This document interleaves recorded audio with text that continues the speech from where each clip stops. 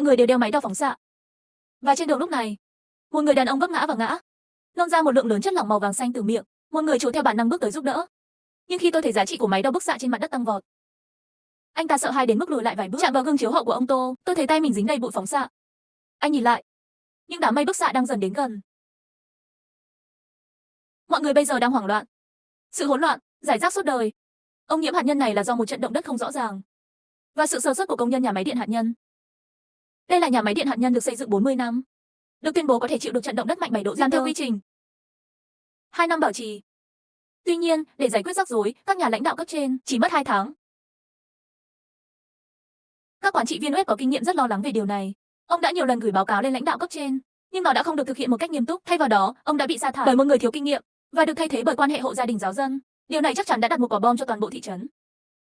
Tuy nhiên, vào ngày web Masita cũ được chuyển đi, những đàn chim và quạ bắt đầu tụ tập. Lũ chuột bất ngờ bỏ chạy như điên. Một trận động đất mạnh 6,1 độ Richter tấn công thị trấn yên bình này ngay lập tức.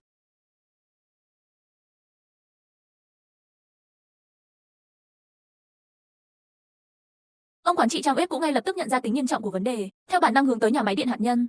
Mặc dù trận động đất không gây thương vong, nhưng nó dẫn đến nhà máy điện hạt nhân phản ứng số 2 trong hệ thống làm mát của lò nguyên tử. Các vết nước trong van, nước làm mát bắt đầu rò rỉ.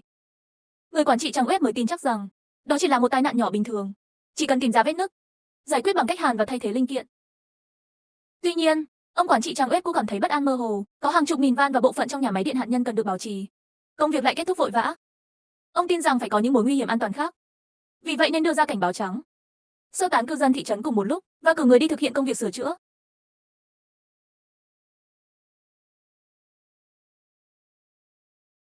Ông quản trị trang web cũng giận dữ bỏ đi, và khi các lớp phòng ban che giấu báo cáo, cuối cùng người lãnh đạo đã không để tâm đến vấn đề này. Tôi không nghĩ có cần thiết phải làm ầm ĩ lên đâu. Cán bộ và lãnh đạo nhà máy điện hạt nhân, một thái độ thờ ơ không liên quan gì đến bản thân. Thảm họa này cũng sẽ kết thúc, sắp chuyển sang tình thế không thể kiểm soát. Sớm, mực nước làm mát trong lò nguyên tử bắt đầu giảm nhanh, và nhiệt độ trong lò cũng bắt đầu tăng mạnh. Và nhân viên bảo trì được người quản lý trạm mới cử đến để tiết kiệm thời gian. Các vết nứt được hàn trực tiếp tại chỗ. Và hoạt động này, nó cũng dẫn đến áp lực quá mức trong đường ống. Bùng nổ ngay lập tức, một lượng lớn nước làm mát phun ra. Nhiều công nhân bị thương. Nhìn những cung nữ máu thịt bị phóng xạ cắt xẻo. Nam chính anh nghĩ đến năm đó, cha và anh trai tử vong do tai nạn nhà máy điện hạt nhân và cảnh mất mạng. Anh ấy rụt rè và ghét làm việc trong các nhà máy điện hạt nhân, và tôi cũng có linh cảm rằng sẽ có một tai nạn lớn hơn xảy ra. Anh theo bản năng muốn trốn thoát, nhưng trước nghĩa vụ của anh em, Sehi chỉ có thể cắn viên đạn và để nó chảy. Quản trị trang web mới thấy sự việc ngày càng gia tăng, nhưng không có cách nào. Đối mặt với nhân sự của đội an ninh được cử đến từ trụ sở, càng không dám thừa nhận. Cuối cùng, người quản trị web cũng đứng ra nhận trách nhiệm. Do rò rỉ nước làm mát, làm cho thanh nhiên liệu tiếp xúc với không khí, hiện tượng cháy nổ cọc kem đã xảy ra. Lúc này, một lượng lớn khí hydrogen sẽ được sinh ra, áp suất trong lò nguyên tử tăng mạnh. Nếu không dùng hết kịp thời, bạn sẽ phải đối mặt với nguy cơ cháy nổ. Nhưng khí thải có liên quan đến sự an toàn của hàng chục nghìn cư dân trong thị trấn. Bạn chỉ có thể xin chỉ thị của cấp trên trước. Mặc dù tổng thống cũng đã biết về nhà máy điện hạt nhân, nhưng ông ấy không có tiếng nói gì ở quốc hội. Thủ tướng được giới tài phiệt ủng hộ lâu nay bị bỏ ngoài tai. Thủ tướng không coi trọng mạng sống con người, chỉ quan tâm đến thiệt hại kinh tế của nhà máy điện hạt nhân. Nhưng anh ấy đã không tính đến hàng triệu người xung quanh mình. Có chọn lọc, cư dân các thị trấn nhỏ gần nhà máy điện hạt nhân đã được sơ tán. Có thể hoàn thành công việc sơ tán sẽ mất vài giờ để hoàn thành sớm nhất. Áp suất bên trong lò nguyên tử đã gấp hơn 5 lần đỉnh điểm, và nó tiếp tục tăng. Luôn có nguy cơ cháy nổ. Công nhân đang sửa chữa trong xưởng.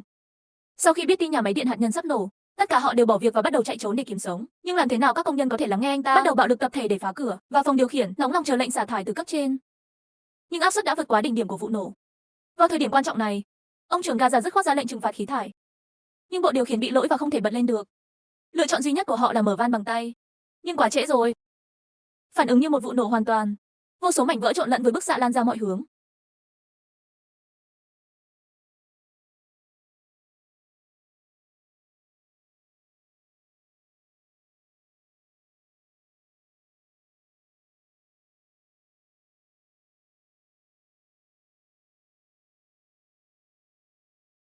Đám đông ngu dốt ở xa, nhìn về hướng nhà máy điện hạt nhân, không biết chuyện gì đã xảy ra. Lúc này nhà máy điện hạt nhân đang trong tình trạng hỗn loạn. Công nhân bị thương vong nặng nề, phản ứng của thủ tướng là chặn tin trước. Sau đó nhân danh cuộc diễn tập sơ tán cư dân trong phạm 620 km, đồng thời, cư dân trong bán kính 10 km có thể tiếp thực hiện kiểm soát chặt chẽ. Tổng thống ngay lập tức đặt câu hỏi về kế hoạch, nhưng ông không nói nên lời trước câu trả lời của thủ tướng. Đồng thời, họ tuyên bố một lượng nhỏ nước làm mát rò rỉ từ lò phản ứng có thể thực hiện các biện pháp phòng ngừa. Đối mặt với tất cả các câu hỏi của phóng viên, người phát ngôn cũng vội vàng kết thúc. Buổi họp báo kết thúc. Đội cứu hỏa và cứu hộ nhanh chóng có mặt tại hiện trường, vì giá trị bức xạ quá cao, kể cả mặc quần áo bảo hộ cũng tương đương với cái chết. Cách duy nhất là đi theo lỗ nổ. Đổ đầy nước làm mát vào lò phản ứng, đợi mức độ phóng xạ giảm, vào bên trong nhà máy điện hạt nhân để thực hiện hoạt động cứu hộ. Trong khi lính cứu hỏa đang đứng bên cạnh, Sehi và ông trưởng Gaza kéo hai người bị thương ra ngoài. Nhưng lính cứu hỏa chỉ dám đưa tay ra chào họ từ xa. Sehi hét toáng lên với họ: hãy đến giải cứu càng sớm càng tốt, vì bên trong vẫn còn nhiều công nhân mắc kẹt. Nhưng mức độ bức xạ hạt nhân cực cao đã ngăn cản họ. Lúc này, bạn gái của Sehi cũng chạy tới, nhìn cảnh tượng bi thảm trước mắt. Bạn gái anh ấy yêu cầu anh ấy rời khỏi đây nhanh chóng, nhưng Sehi quay đầu lại, nhìn những người bị thương nhiễm phóng xạ hạt nhân trước mặt. Biết rằng bên trong nhà máy điện hạt nhân, những đồng nghiệp thường đánh nhau. Bây giờ tôi đang phải chịu đựng nỗi đau gấp bội lần. Bất chấp những nỗ lực khàn khàn của bạn gái để ngăn cản cô ấy, kiên quyết lựa chọn vào lại nhà máy điện hạt nhân. Webmaster cũng cất đi thiết bị của mình.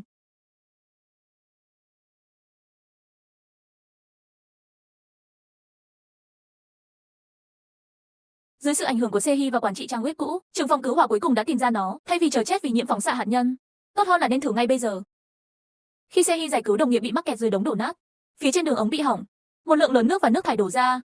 Nhưng đừng để anh ấy suy nghĩ quá nhiều. Sehi hết lần này đến lần khác cứu đồng nghiệp của mình khỏi đống đổ nát, nhưng cuối cùng anh vẫn không thể chịu đựng được sự lây nhiễm phóng xạ. Anh ngã xuống nôn ra máu. Hãy cùng cho chúng tôi xem, anh là một người bình thường bằng xương bằng thịt. Và bạn gái của Sehi đã trở lại khu tái định cư tập trung, kể cho mọi người nghe về thảm kịch vụ nổ nhà máy điện hạt nhân. Tin tức giống như một quả bom. Vẻ mặt họ đầy ngạc nhiên, có lẽ đó cũng là sự tức giận chống lại chính phủ. Mọi người bắt đầu chạy trốn nhanh chóng, nhưng lối ra đã bị khóa chặt. Và họ cũng gửi quân hạng nặng để bảo vệ nó, họ không thể rời đi trong một thời gian. Hàng chục xe cứu hỏa ở phía bên kia phun nước liên tục vào lò phản ứng. Giá trị bức xạ làm mát tiếp tục tăng. Lính cứu hỏa choáng ngợp vì mức độ phóng xạ cực cao, lần lượt rơi xuống, mỗi người đều bị chiếu xạ thành một mớ hỗn độn đẫm máu. Nỗ lực cứu hộ gặp nhiều khó khăn, khá bi thảm. Tại thời điểm này, trưởng ga cũng phát hiện xe cứu hỏa đã ngừng phun nước. Lần lượt lái đi. Hỏi xong tôi mới biết họ phải vội vã đi lấy nước ngọt cách đó vài cây số. Rõ ràng xung quanh chúng ta có nước biển vô tận, nhưng phải hy sinh cái gần và tìm cái xa để có được nước ngọt. Thế là Webmaster cũng liền tìm người phụ trách. Hóa ra để cứu nhà máy điện hạt nhân, cấp trên có thể tiếp tục phát huy lợi ích kinh tế, nghiêm cấm sử dụng nước biển để làm mát, vì nước biển sẽ phá hủy lò phản ứng. Bằng cách này, nhà máy điện hạt nhân sẽ bị loại bỏ.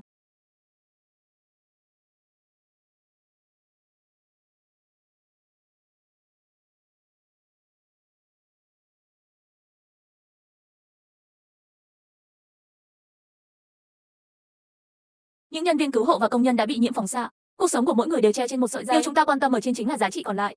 Thật là một sự trớ trêu lớn. Sau một đêm làm việc vất vả, vẫn không cải thiện. Nếu điều này tiếp diễn, mọi người sẽ bị chiếu xạ đến chết. Đồng thời, tin tức về vụ nổ nhà máy điện hạt nhân vẫn bị rò rỉ, về việc lãnh đạo cấp trên che giấu, không hành động. Mọi người chỉ đơn giản là ghét nó đến cùng cực. Trong chớp mắt, cả nước nổ tung. Mọi người bắt đầu bỏ chạy, đông đúc và dẫm đạp khắp nơi. Trật tự xã hội sụp đổ ngay lập tức. Cho dù đó là ga xe lửa, sân bay hay đường cao tốc, đây những đám đông dày đặc của người dân. Siêu thị cũng bị cướp phá. Người dân mắc kẹt tại khu tái định cư, tôi thấy lính canh bỏ chạy.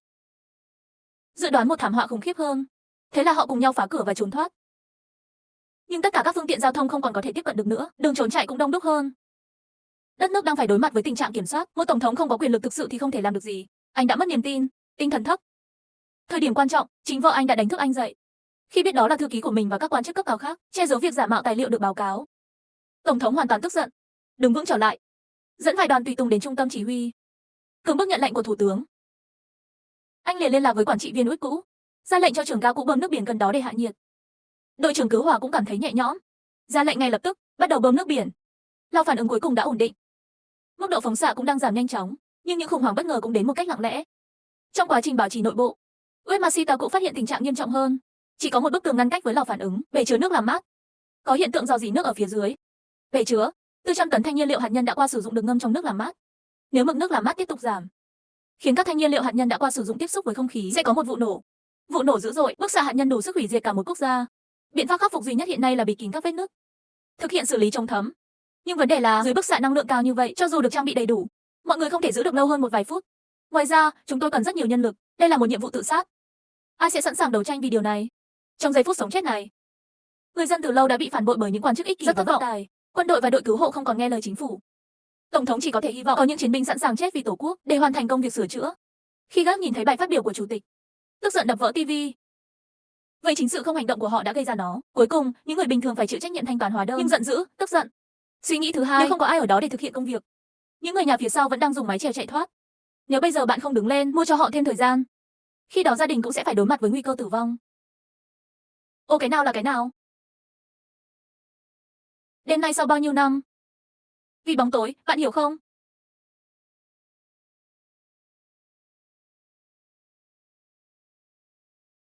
Hãy hỏi bạn trước. Anh ấy không nói gì cả. Gói một lần là 500.000 đến 20.000 nhân dân tệ. Hãy đi và cười y nói. Nhưng vì đội của chúng tôi. Anh ta ở đâu? Chết tiệt. Đừng di chuyển. Chết tiệt, chết tiệt. Đừng di chuyển, đừng di chuyển. Họ. Một chiếc xe buýt màu đen chạy ngược chiều từ từ tiến về phía nhà máy điện hạt nhân. Khi xe buýt lại tới thị trấn họ sống, ngôi nhà bị tàn phá cũng khiến Se-hi rơm rớm nước mắt. Tôi từng vui đùa trên đường phố khi còn nhỏ. Người thân đã từng quen. Tất cả đều choáng ngợp trước thảm họa bất ngờ này. Khi họ đến hiện trường vụ tai nạn, tất cả những người cứu hộ đều ngưỡng mộ như nhau. Xem họ bước vào nhà máy điện hạt nhân. Sau đó Uemashita cũ chia mọi người thành các nhóm, sửa chữa các vết nứt luân phiên. Bởi vì dưới nồng độ bức xạ cao thế này, kể cả mặc quần áo bảo hộ, nhiều nhất nó chỉ có thể kéo dài 5 hoặc 6 phút. Bất chấp những nỗ lực tuyệt vọng của họ để cố gắng hàn gắn những vết nứt đó, nhưng vẫn sẽ có người gục ngã. Những vết nứt không những không được sửa chữa, thay vào đó, nó bắt đầu dần dần đã đạt đến điểm không thể quay lại. Mặc dù quản trị trang web cũ không muốn, nhưng họ phải tuyên bố rút lui toàn diện. Tại thời điểm này, Se-hi đột nhiên nảy ra một ý tưởng, ông đề nghị nên bịt kín căn phòng rò rỉ, sau đó cho nổ đáy hồ chứa. Căn phòng kín trở thành hồ chứa nước mới. Thế là mọi người áp dụng phương pháp diệt xếu, nhưng họ không thể đợi đến khi đặt bom rồi mới bịt kín lối vào. Bạn chỉ có thể cài đặt bom và chặn lối vào cùng một lúc, và ứng cử viên duy nhất chính là Gehe. Chỉ có anh mới hiểu, nhiệm vụ bất chấp tử thần là đặt bom. Hãy để anh ta bị buộc phải trở thành anh hùng một lần nữa. Sau khi cài đặt bom, anh không thể nhịn được nữa. Chấn thương do phóng xạ thật đau lòng. Cơ thể anh không còn tuân theo mệnh lệnh của anh nữa. Công việc hàn bên ngoài vẫn chưa hoàn thành. Anh phải chịu đựng nỗi đau và chờ đợi. Hãy cứ đi để xoa dịu nỗi đau. Anh ấy xem ảnh gia đình trên điện thoại. Anh ấy trông bất lực biết bao vào lúc này. Bây giờ điều ước duy nhất của anh chỉ để có thể nói lời từ biệt với gia đình trước khi chết. Vì vậy anh đã giữ lại chút sức lực cuối cùng của mình, hướng camera vào mũ bảo hiểm. Phòng chỉ huy cũng phát sóng đoạn phim trên toàn quốc. Mong gia đình anh ấy có thể xem được. Sau khi Yên Hức nói lời chia tay với mẹ, chị dâu và bạn gái lần lượt, không thể kiểm soát được nữa.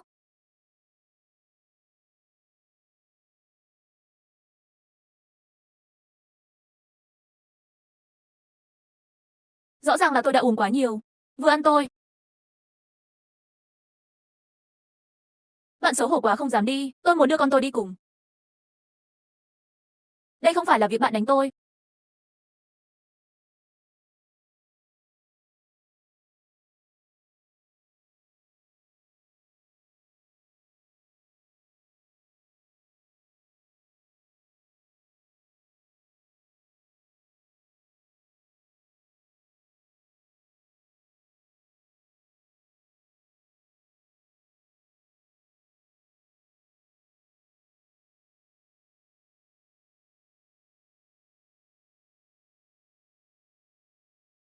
Không muốn bạn. Đừng đi, đừng đi. Ngay cả khi bạn như thế này, bạn cũng không nằm trong tầm kiểm soát của mình. Anh ấy chỉ là một người bình thường. Cho dù đối mặt với sự sống và cái chết, bạn cũng sẽ sợ hãi. Anh chỉ muốn già đi cùng mẹ, bạn gái ở bên nhau. Mặc dù sợ, nhưng tôi phải làm điều đó. Vì gia đình thân yêu của tôi. Đến đây công việc hàng xuất khẩu đã hoàn thành. Mọi người đã sơ tán an toàn. Se-hi không thể buông mũ bảo hiểm của mình. Gia đình xem truyền hình trực tiếp, hét tên Se-hi tận cùng phổi. Anh miễn cưỡng bấm ngòi nổ trong tay.